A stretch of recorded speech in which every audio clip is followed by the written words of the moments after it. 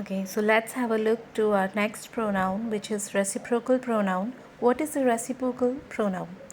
It is used when two or more person are doing something of same type. Okay, for example, each other, one other.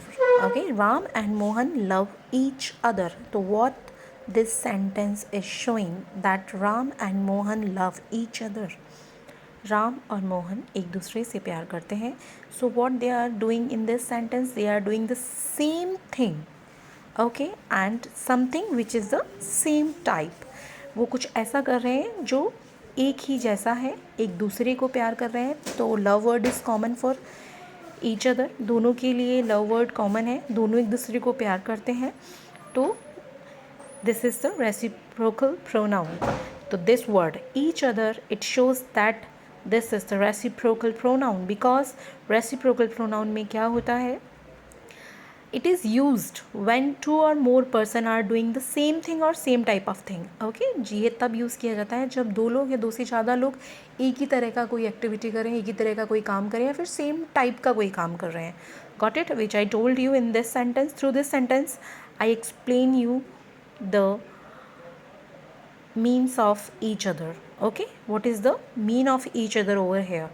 Okay, so this is the reciprocal pronoun. Ram and Mohan love each other. So what is the common here? What is the common word here? Love is common for the each other. Okay, Ram और मोहन क्या करते हैं, एक दूसरे से प्यार करते हैं. तो ईच अदर वर्ड जो है वो शो कर रहा है कि यहाँ इन दोनों के बीच में ये दोनों जो काम कर रहे हैं या फिर दोनों की जो भी एक्टिविटी है वो सेम उस पे है, स्केल पे है. वो कौन सा है? लव पे. Got it? This is the reciprocal pronoun. Okay, so let's move to our next pronoun which is demonstrative pronoun. What is the demonstrative pronouns? They are used to point to a specific person, place or thing. Okay, please look at here. What is this? They are used to point to a specific person, place or thing. ये किसी specific person, place और thing को indicate करने के लिए या point out करने के लिए यूज़ किए जाते हैं. Specific, particular, ठीक है, थिंग को, प्लेस को और पर्सन को इंडिकेट करने के लिए, उसकी तरफ इशारा करने के लिए ये वर्ड्स यूज़ किए जाते हैं. And these words are called demonstrative pronounce.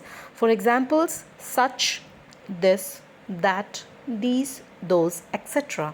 Okay, now I'll give you the sentence example like this is a white cow. This is a white cow. Okay, which one? This.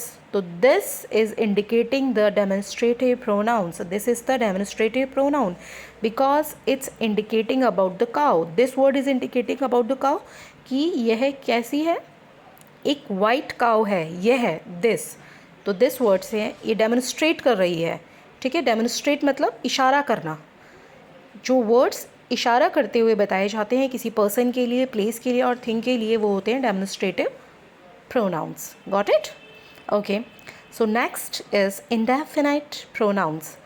Indefinite pronouns means, what is the indefinite pronouns? Pronouns which are not known, which nouns are used, are called indefinite pronouns. Okay, sorry.